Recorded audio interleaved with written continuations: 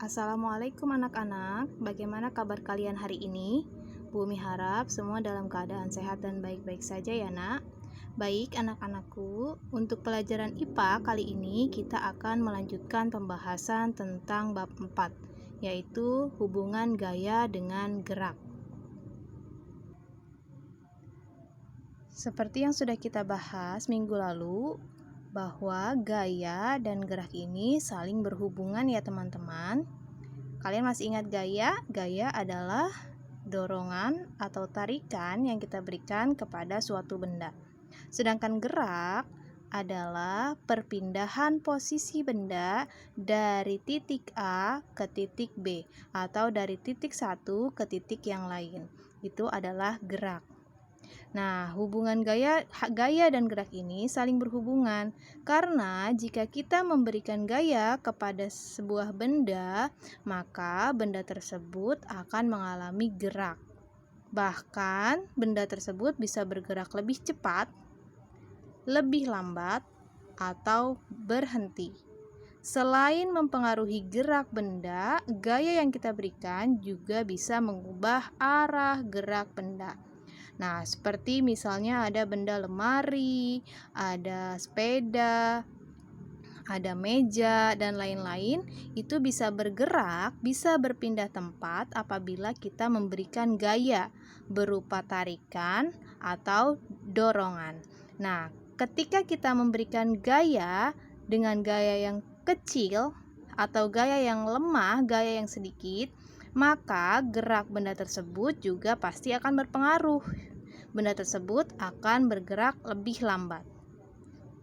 Sebaliknya, jika kita memberikan gaya dengan gaya yang kuat, memberikan gaya dengan banyak, maka benda tersebut bisa bergerak menjadi lebih cepat.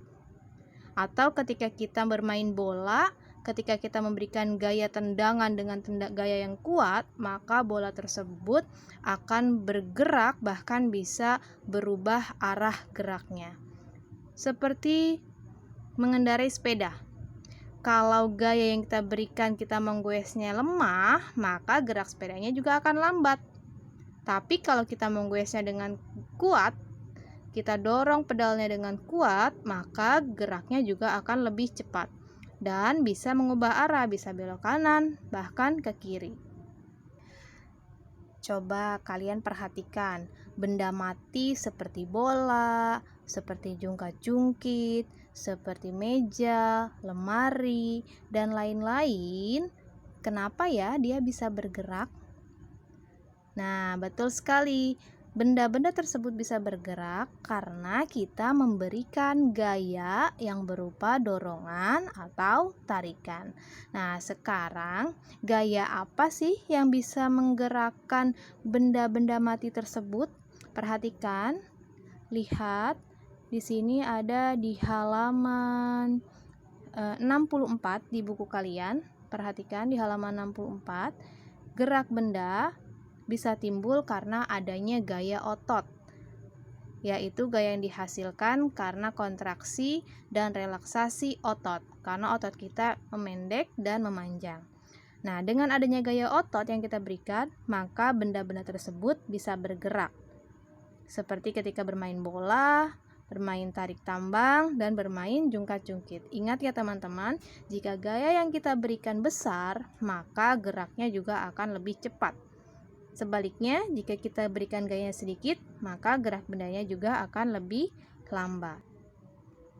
Kemudian, gaya yang kedua yang bisa menghasilkan gerak itu yaitu gaya pegas. Nah, gaya pegas ini gaya yang ditimbulkan karena adanya dorongan atau tarikan dari benda-benda yang bersifat elastis. Contohnya di sini ada trampolin. Nah, trampolin ini benda yang elastis. Kalau kita memberikan gaya berupa dorongan, kita menginjakkan kaki kita di situ, maka kita akan bergerak ke atas. Atau ada contoh ketapel. Nah, ketapel ini menggunakan prinsip gaya pegas, yaitu yang terdapat pada ini, tali karet yang dipasang pada sisi-sisi ketapelnya. Itu juga bisa membuat lontaran.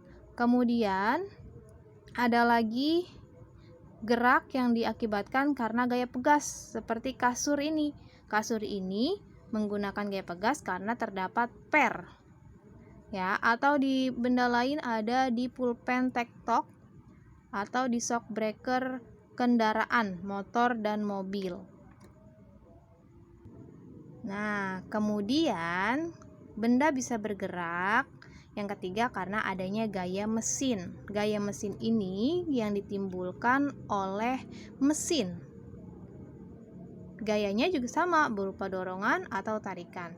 Ada beberapa benda yang bisa bergerak karena membutuhkan gaya mesin. Seperti ada roket, ada helikopter, dan ada kapal laut. Atau ada kendaraan mobil dan motor. Karena jika tidak ada mesin, maka benda tersebut tidak akan bisa bergerak. Coba kalau nggak ada mesinnya, siapa yang mau dorong roket biar sampai keluar angkasa? Atau siapa yang mau bersedia untuk mendorong helikopter biar terbang ke atas? Atau siapa juga yang mau bersedia mendorong kapal laut biar bisa berada di laut? Yang ada kalian akan tenggelam. Nah, maka dibutuhkanlah gaya mesin untuk menggerakkan benda-benda tertentu. Pada roket, ini kenapa roket bisa terbang? Karena dengan bantuan adanya gas panas dari bagian ekor, sehingga dari panas itulah maka gayanya atau roketnya akan bisa naik ke atas. Kemudian pada helikopter, selain mesin, nah helikopter ini juga membutuhkan baling-baling. Karena dengan putaran baling-baling itu memberikan gaya angkat sehingga badan helikopter bisa bergerak. Nah, baling-baling helikopter ini bukan hanya untuk menggerakkan saja ya, tapi juga untuk menjaga keseimbangan saat helikopter terbang di udara. Nah, selain helikopter yang membutuhkan baling-baling, kapal juga memiliki baling-baling. Nah, berfungsi hampir sama dengan helikopter, yaitu untuk bergerak maju. Selanjutnya, ternyata gaya dan gerak juga berhubungan dengan energi. Kenapa? Karena benda yang bergerak itu mengandung energi. Kalian tahu energi? Energi itu adalah kemampuan untuk melakukan kerja atau usaha. Atau bisa dibilang sebagai tenaga kita ya. Nah, energi yang dimiliki benda yang bergerak itu disebut energi kinetik. Jadi energi kinetik adalah energi yang dimiliki oleh benda yang bergerak. Nah, hubungannya itu sama. Ketika kita memberikan gayanya besar, maka energi yang ditimbulkan juga akan besar.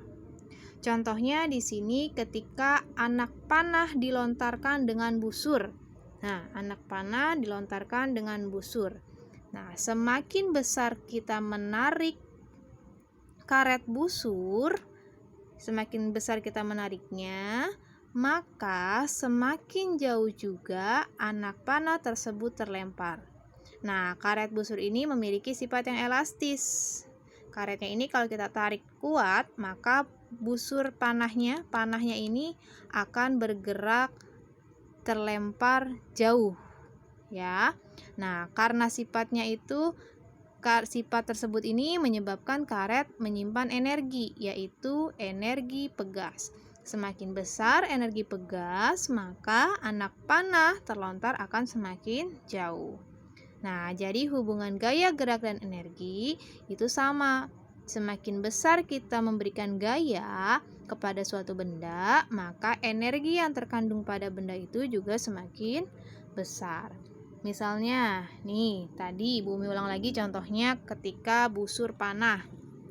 Ketika anak panahnya kita tarik, dari busurnya ini tarikannya semakin kuat, maka energi pegasnya juga akan semakin besar dan anak panah ini akan terlontar sangat jauh.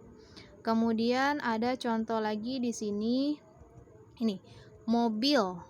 Nah, kalau kita memberikan gaya yang besar, dia akan menimbulkan energi kinetik yang juga sangat besar.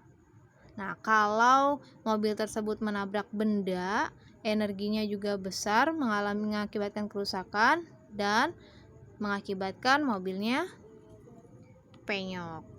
Oke, sampai di sini bisa kalian pahami.